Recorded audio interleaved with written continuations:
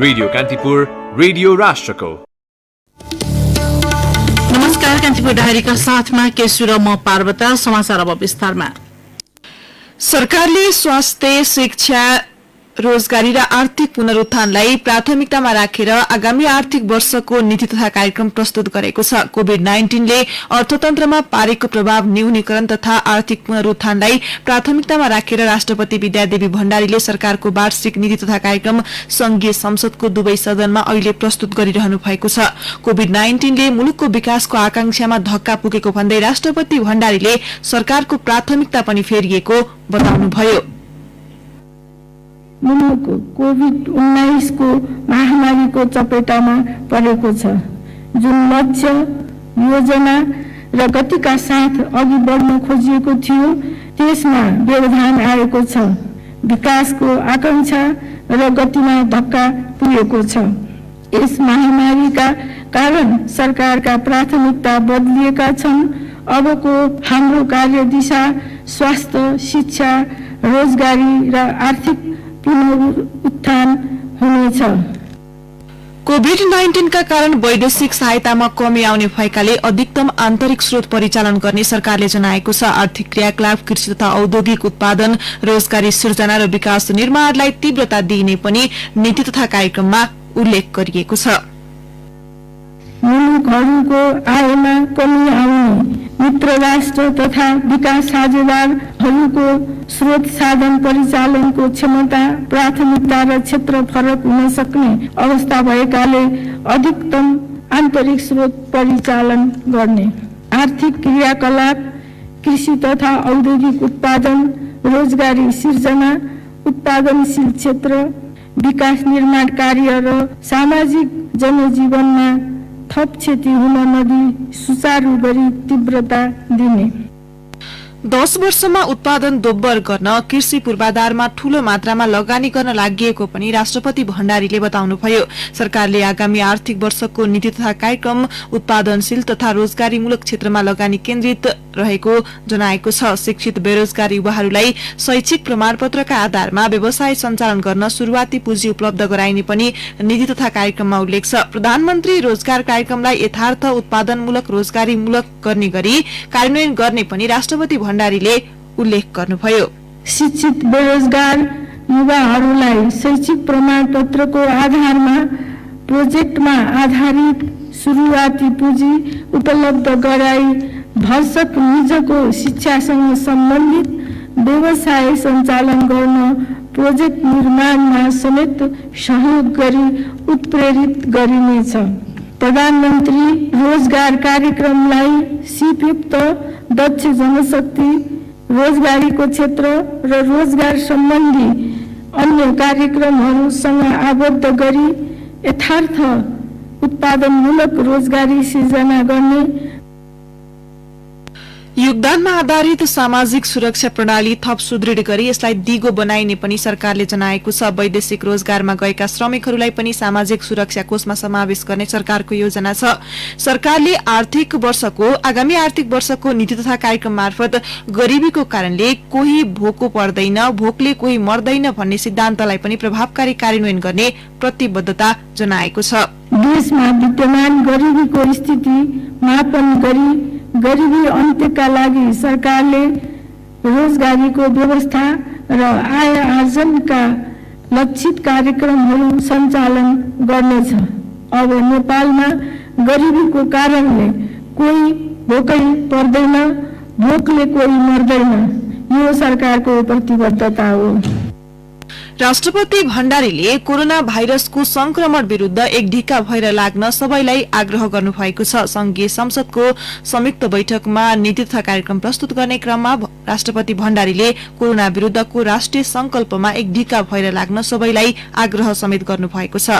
सरकारले सबै नेपालीलाई देशभक्त, भविष्यप्रति आशावान, सभ्य, सुसंस्कृत, योग्य, प्रतिस्पर्धी, उद्यमशील, सृजनशील र आत्मविश्वासी नागरिक बनाउने शिक्षा नीति लिएको छ। प्रतिनिधि सभामा आर्थिक वर्ष 2077-78 को नीति तथा कार्यक्रम प्रस्तुत गर्दै राष्ट्रपति विद्यादेवी भण्डारीले राष्ट्रिय आवश्यकता र अन्तर्राष्ट्रिय अवसरका आधारमा जनशक्तिको प्रक्षेपण गरी विशेष क्षेत्रगत जनशक्ति उत्पादन गरिने बताउनुभयो। उहाँले राष्ट्रिय योग्यता प्रारूपको ढाँचा कार्यान्वयनमा ल्याइने उल्लेख गर्नुभयो। आगामी आर्थिक वर्षमा साक्षर नेपाल घोषणा गर्ने पनि नीतिमा समेटिएको छ। आगामी आर्थिक वर्षमा साक्षर नेपाल घोषणा गरिनेछ। राष्ट्रपति भण्डारीले विश्वविद्यालयहरूको अध्ययन अध्यापनलाई अनुसन्धानमा आधारित बनाइने उल्लेख गर्नुभयो। त्रिभुवन विश्वविद्यालयको संरचनागत र अन्य आवश्यक सुधार गरी शैक्षिक गुणस्तर वृद्धि गरिने उल्लेख गर्नुभयो।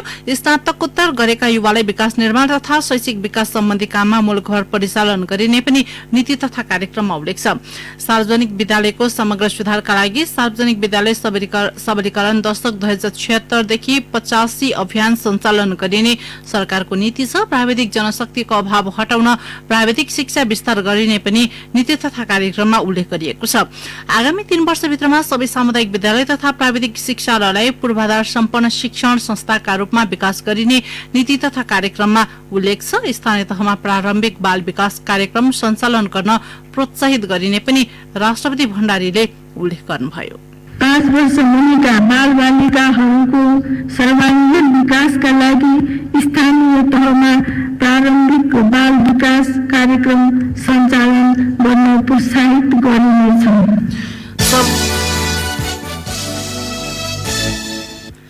सबै सार्वजनिक माध्यमिक विद्यालय र क्याम्पसमा सूचना प्रविधि प्रयोगशाला र उच्च गतिको इन्टरनेट सुविधा पुर्याइने पनि नीति तथा कार्यक्रममा उल्लेख गरिएको छ। राष्ट्रपति विद्यादेवी भण्डारीले नेपाललाई कोरोना भाइरसको संक्रमणबाट मुक्त बनाउनु सरकारको पहिलो प्राथमिकता हुने बताउनु भएको छ। संघीय संसदको संयुक्त बैठकमा नीति तथा कार्यक्रम प्रस्तुत गर्दै राष्ट्रपति भण्डारीले मुलुकलाई कोभिड-19 को संक्रमणबाट मुक्त बनाउन अपनाउनु पर्ने स्वास्थ्य सजगताका व्यवस्थाको पालना गर्ने बताउनुभयो।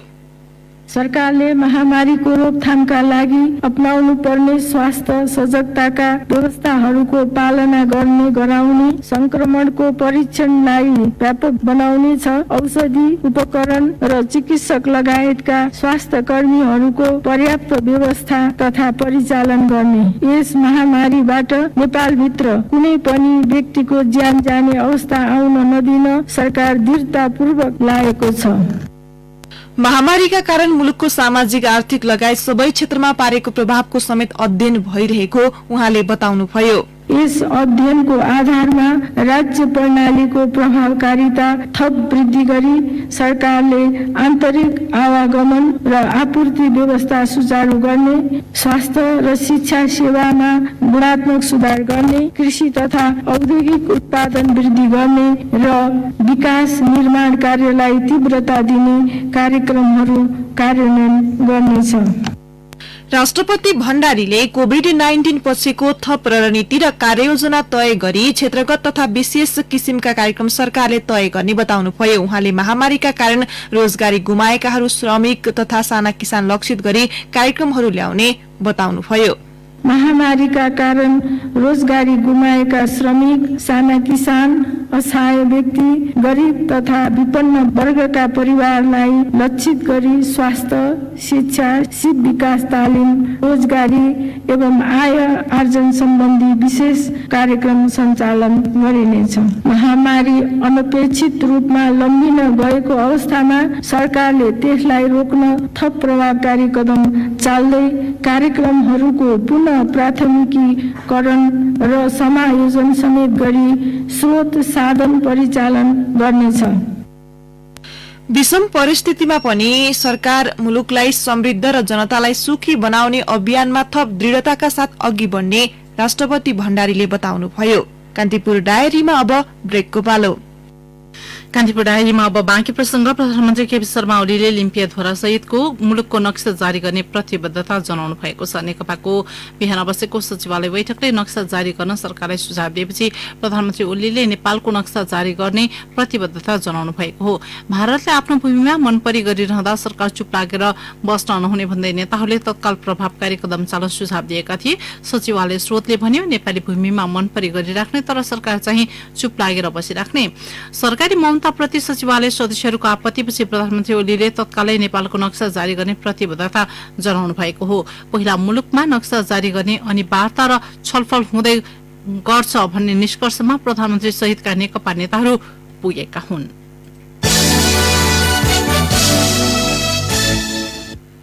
मुलुकमा कोरोना संक्रमितको संख्या 258 पुगेको छ। स्वास्थ्य तथा जनसंख्या मन्त्रालयको नियमित पत्रकार सम्मेलनमा मन्त्रालयका प्रवक्ता डाक्टर विकास देवकोटाले बाँके र मकवानपुरका 9 जनामा आज कोरोना संक्रमण पुष्टि भएसँगै संक्रमितको संख्या 258 पुगेको जानकारी दिनुभयो। आज जम्मा 9 जनामा थप पोजिटिभ देखिए पश्चात कुल संख्या 258 पुगेको छ। उहाँहरूमध्ये मकवानपुरका 37 वर्षीय पुरुष र जसको हाम्रो राष्ट्रिय जनस्वास्थ्य प्रयोगशालामा परीक्षण भएको थियो। त्यसैगरी बाँकेका 8 जना 18 वर्षदेखि 36 वर्ष उमेरका पुरुषहरू हुनुहुन्छ। उहाँहरूको भेरी अस्पतालमा रहेको प्रयोगशालामा परीक्षण गर्दा पोजिटिभ देखिएको हो। उनीहरूको स्वास्थ्य अवस्था सामान्य रहेको मन्त्रालयले जनाएको छ। यसअघि मुलुकका 22 जिल्लाका 249 जनामा संक्रमण पुष्टि भएको थियो। भारतीय सेना प्रमुख एमएम नरवणेले लिपुलेकको विषयमा कुनै विवाद नभएको भन्दै भारतले नेपाली भूमिमा अतिक्रमण गरेर सड़क निर्माण नगरेको दावी गर्नुभएको छ। भारतीय सेना प्रमुखले लिपुलेकको विषयमा कुनै विवाद नरहेको बताएको भारतका संचार माध्यमहरू इन्डियन एक्सप्रेस सहित अन्य मिडियाले लेखेका छन्। भारतको नयाँ दिल्लीमा आज भएको छलफलमा सेना प्रमुख नरवणेले भारतले आफ्नै भूमिमा सड़क निर्माण गरेको र त्रिदेशीय बिन्दुको विषयमा अहिले पनि विवाद नभएको दावी गर्नुभएको हो।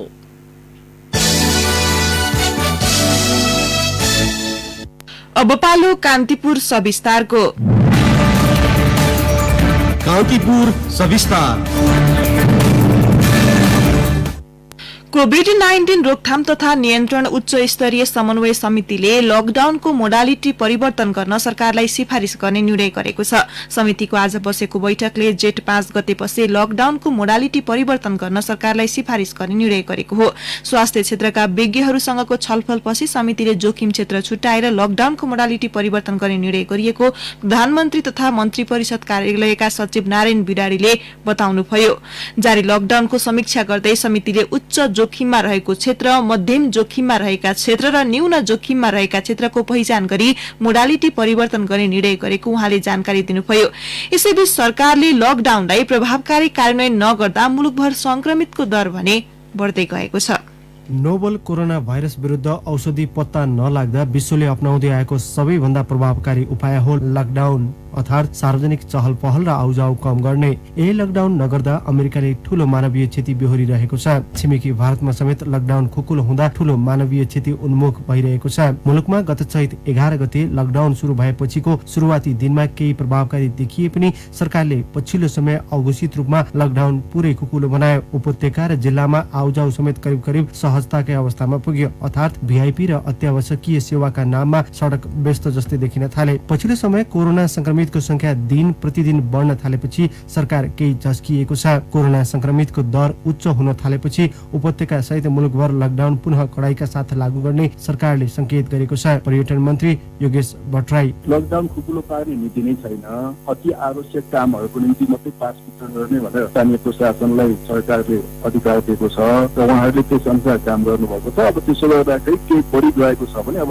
त्यसलाई नियन्त्रण गर्नुपर्छ, आवत जावतलाई कडाइ गर्नुपर्छ। त्यसमा दुईमत छैन। हामीले जुन उद्योग व्यवसाय चलाउने भनेका छौँ त्यो पनि केही बसेर काम गर्नुपर्छ। त्यहाँभन्दा बाहिर चाहिँ राखेर अनि बिहान बेलुका आउने जाने गर्न चाहिँ पाइँदैन। र अरू अति आवश्यक सेवा चाहिँ के हुन् भन्ने त्यो परिभाषित छ। त्यो बाहेकका अन्य गतिविधिहरू बन्द हुन्छ। यसअघि सरकारले अत्यावश्यकीय वस्तुको उत्पादन गर्ने उद्योग, एम्बुलेन्स, स्वास्थ्य क्षेत्र, प्रेस, तरकारी लगायत खाद्य वस्तुको ढुवानी लगायतका क्षेत्रमा पास उपलब्ध गराएको थियो। तर सरकारले उपलब्ध गराउने पास भिआइपी का नाममा समेत चरम दुरुपयोग हुन पुग्यो। कमजोर स्वास्थ्य पूर्वाधारका बीचमा कोरोना नियन्त्रणको प्रभावकारी उपाय लकडाउन खुकुलो पार्दा यसले संक्रमणको दर बढाएको चिकित्सकहरू बताउँछन्। जनस्वास्थ्य विज्ञ डाक्टर शेरबहादुर पुन लकडाउन खुकुलो भएपछि अहिले काठमाडौँ नै उच्च जोखिममा रहेको तर्क गर्छन्। दोस्रो चरणमा भारतीय सीमा नाकाबाट नेपाल भित्रिनेहरूबाट संक्रमण फैलिएको थियो। लकडाउन खुकुलो भएसँगै संक्रमित मुलुकभित्र खुल्ला रूपमा आवत जावत गर्दा कन्ट्याक्ट ट्रेसिङमा थप चुनौती थपिएको एपिडेमियोलोजी तथा रोग नियन्त्रण महाशाखाका निर्देशक वासुदेव पाण्डेको तर्क छ।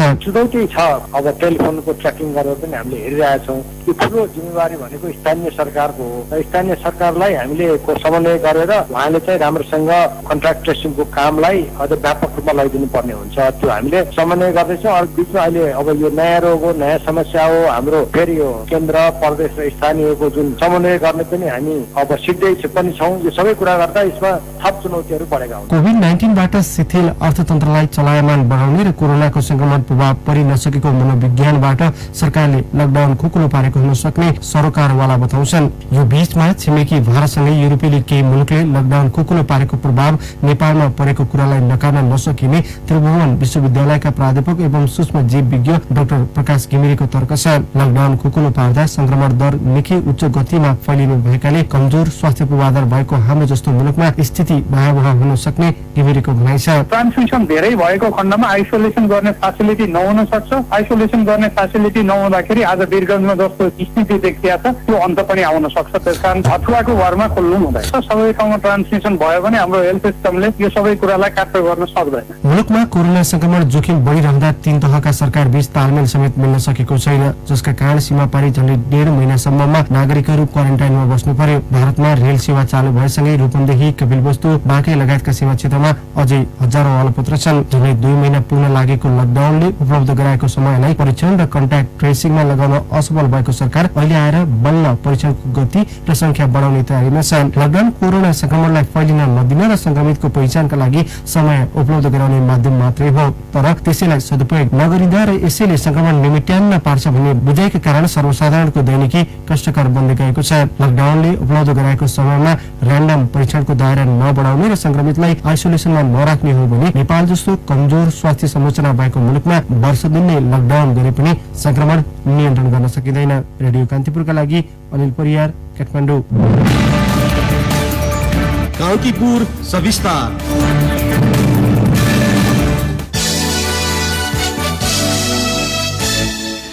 जिल्ला प्रशासन कार्यालय काठमाडौँले लकडाउन कार्यान्वयनमा थप कडाई गर्ने नीति अख्तियार गर्दै विभिन्न वाहनामा भित्री सड़क तथा गल्लीमा निस्कने व्यक्तिलाई पनि पक्राउ गर्ने निर्णय गरेको छ। गृह मन्त्रालयबाट प्राप्त निर्देशन अनुसार आज दिउँसो बसेको जिल्ला सुरक्षा समितिको बैठकले मानिसको अनावश्यक भीड़ नियन्त्रण गर्न सो नियम लागू गर्ने निर्णय गरेको प्रशासकीय अधिकृत मानबहादुर बुढाद्वारा जारी विज्ञप्तिमा उल्लेख छ। यसैगरी काठमाडौँका मूल सड़कलाई प्राथमिकतामा राखेर नेपाल तथा सशस्त्र प्रहरी लकडाउन कार्यान्वयनमा खटिएका थिए। प्रशासनले यसअघि जारी भएका सबै ई पास र पहिलो रङको पास पनि खारेज गरिएको जनाएको छ। विज्ञप्ति अनुसार अब जारी हुने पास नीलो रङको हुनेछ।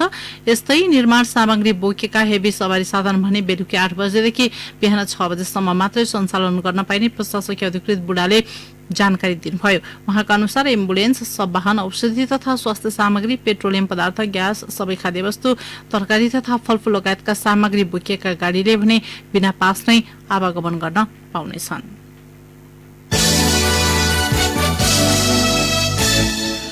आइसोलेसन वार्डमा भर्ना भएका कोरोना संक्रमित व्यक्ति भागे वा भाग्न खोजे गोली चलाएर भए पनि नियन्त्रणमा लिन जिल्ला प्रशासन कार्यालय पर्साले सुरक्षा निकायलाई निर्देशन दिएको छ।